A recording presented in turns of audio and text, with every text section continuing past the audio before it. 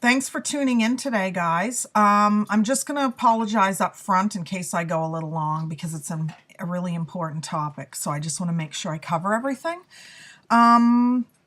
Today, our topic, in case you haven't already guessed, is non-scale victories, which we call NSVs, which means when you measure your victories or measure your progress other than just this with the scale. And also how to measure your weight loss other than just the scale. So I think the first thing we need to get straight is the fact that the only difference between a dream and a goal is by setting measurable results. So you need to kind of know where you're starting, and then that way you can measure the progress that you're making. Now, we all know about using a scale, and yes, it's important in many ways, but we also have to be realistic and realize that the scale is the measure of gravity on your body. So our society has brainwashed us into thinking that that little magic number on the scale is so important and it's the most important thing. But really, there's a lot that that number does not tell us. So what I'd like to do today is show you some ways that you can measure your progress without the scale. First of all, having said that, I want to say that it's good before you start a program to use as many measurable ways of setting your baseline as possible. So one of them is to weigh yourself, very important before you start your program, just like we did before this 10-day challenge. The other thing you need to do is use measurements, like use the measuring tape to measure your various body parts, such as we did prior to starting this challenge. What I'd like to also say is that we have to, even though we have all those numbers written down, there's other things we need to write down too. Because if you don't write them down, you're not going to remember them sometimes. And it's nice to go back and revisit these things to see how far we've come from where we were. Another very important tool is photographs. And as much as I know it's very difficult for us to strip down and photograph ourselves, it is very important because sometimes you don't feel the difference or see the difference looking in the mirror. But when you look at pictures and you show them side by side to yourself, you start to realize, wow, like I totally did rock this thing. Like I can see a difference in my hips, or I can see a difference in my waistline. So that's very important. I really would like you to take the power away from your scale, though. So many people get on the scale every day, and I have to admit that that's something I've had to train myself not to do. When you are in a program, it's nice to know what your progress is every week. So it would be nice to take these measurements weekly. And even though you're tempted to get on the scale in between, like daily, some people, if you can't force yourself away from doing that, then what I'd like to see you do is write down your weight only weekly. And if you feel like you are compelled to get on the scale in between, then just use that as basically a checking in tool just to keep you from gaining. Like sometimes I find if I take my weight on the scale, it just gives me more incentive not to eat too much food if I'm up a pound or something. But really, like, there's so many fluctuations that happen even within a day. It's just not very accurate, honestly. I mean, if you take your weight before you pee and then after you pee, it's totally different. So, or if you take it before and after you eat something salty. So honestly, if you're going to feel compelled to get on the scale in between, just use it as a monitoring device, but don't write down that number. Only write down that number the same time every week. Just weekly is enough. Otherwise, you can get way too addicted to it. Now, I know someone who actually has one of those scales that has the slidey thing across it, like what the doctors have in their doctor's offices. And what he does every week is he sets it first for his original weight that he was when he started. And so every week, of course, the thing goes down. So it's like, oh, well, I have to take less, I have to take more weight off and off and off. And so what he does is he keeps setting it to all the weights he was, like all the different weeks, until finally he gets it to where he is this week. And that way it's a visual reminder to him how far he's come. Instead of just hopping on the scale and just finding the right weight, and it turns out that he only lost a pound, for example. I say only, that's still a good thing. But say he lost a pound, sometimes that might be very frustrating. So what he does is he starts it at like 50 pounds ago, and he puts it at that weight. No, that's wrong. He has to slide it up some more to his next weight, which was 10 pounds later. And then he keeps going and going and going, and it reminds him that he's lost an entire 50-something pounds, not just that 1 pound this week. So that's one way he tricks his mind into reminding himself how well he's been doing. So that's kind of one way you can do things. That's one way he has taken the power away from the scale, from giving us a really negative self-esteem.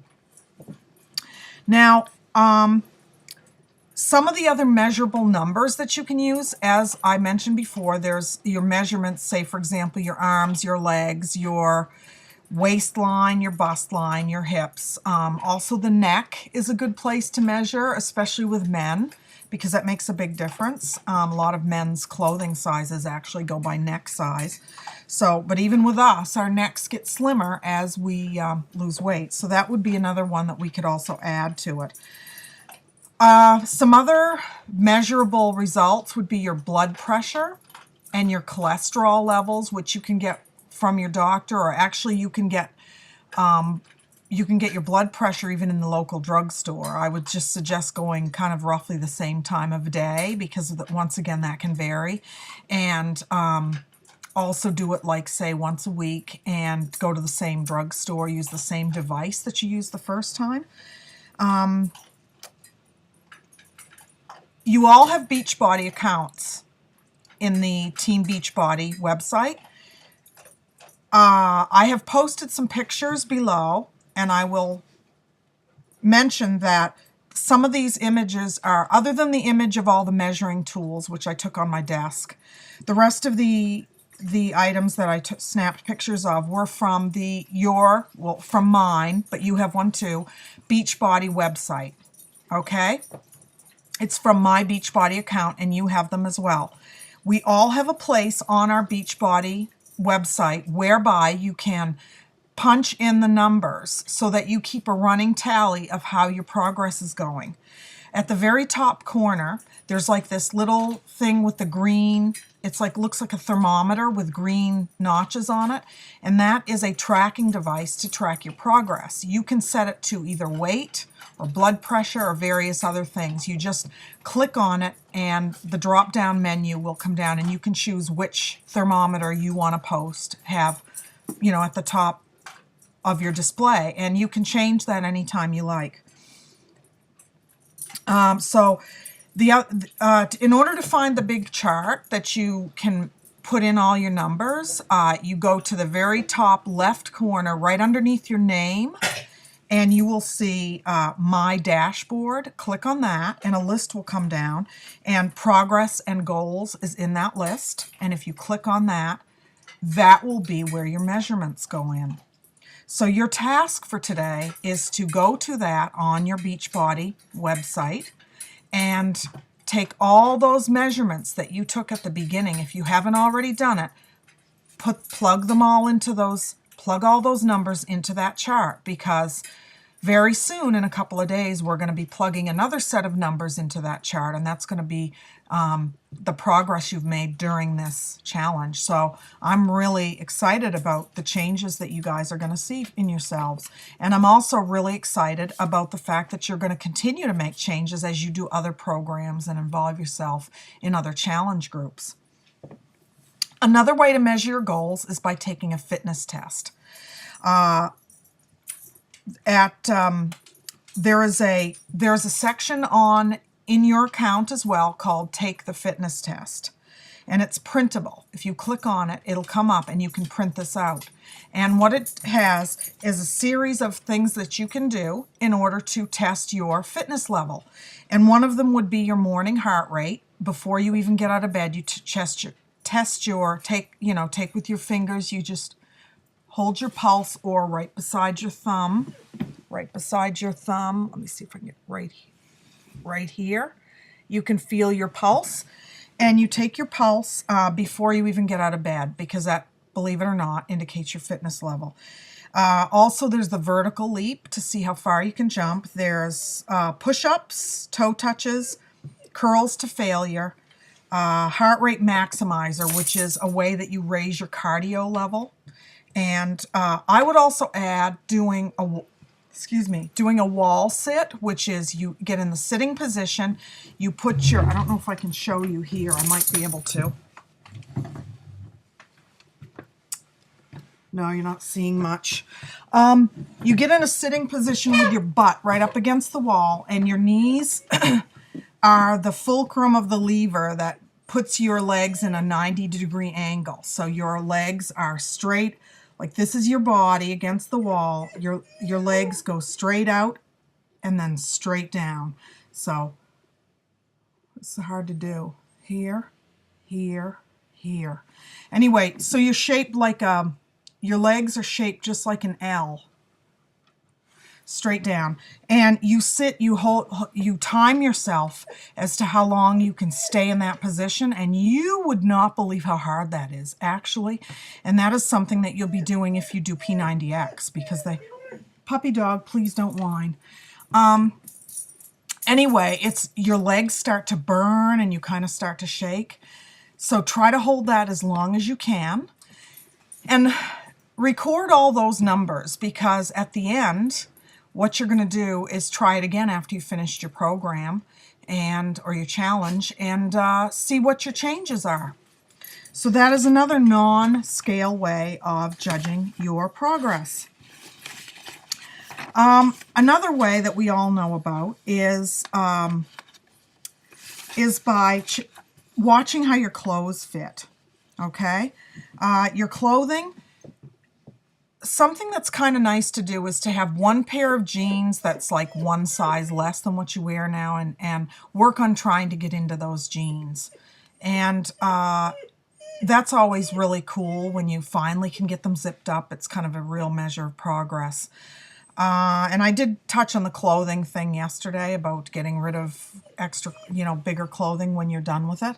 But it's nice to have a few not necessarily all the way to goal items, because it'll be a while before you're in those, but try to have a few items of clothing that are just sort of the next size down as you're going, so that you can try them on and really feel good when they fit you. When you see your clothing starting to get baggy on you, like that is so fulfilling. It's just such a great feeling. So we've talked about the other numerical signs of progress with the, waist circumference is really a big one. They're discovering now that a waist size can really indicate your propensity for really some bad health issues. So the recommended waist measurement for women is 35 inches or under, and for men it's 40 inches or under. So even the slightest decrease in your waist measurement, please, Austin, even the slightest decrease in your waist measurement is like a really big deal. So even if you lose a quarter of an inch, like, pride yourself on that, because that's great. Another thing is how you feel. Sometimes it's hard to remember how crappy we felt when we start feeling better, but if you can do a little journal, or even on your calendar, mark a face, like a happy face or a plain face. Or also another way is even on your Facebook, there's little things about how you feel each day, where the status is. You click on the little face and it'll bring up a list. Even if every day when you just post your normal status, click on one of those, like, you know, Kim McQueen is feeling disappointed, or Kim McQueen is feeling hopeful. You know, it's nice to go back and look at those. It's not as easy to find them because you have to go through and find all your statuses for the different times. But if you just mark it in a little journal, or if you keep a daily, like a day timer, then just put a little note in there, because it's nice to go back and see how you feel. Another thing is what you're capable of. Every program that we have, that we offer with Beachbody, has with it a tracking sheet. And if you use the tracking sheet that comes with it and then you want to do the program again, you can go on your website, once again, your account. There is a section, and if you can't find it, ask me, because I can dig it up for you.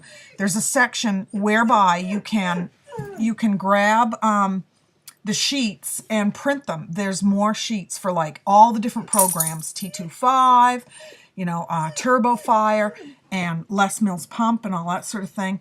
And what those sheets are is a way to track your reps, or track the amount of weight that you're putting on your bar or your dumbbells. Because when you see that you started out and you could barely lift like a 5-pound dumbbell, and then by the end of it you're like throwing around 20-pound dumbbells, like, whoa, that is huge improvement. So sometimes if we forget where we came from, then we don't know how much progress we made.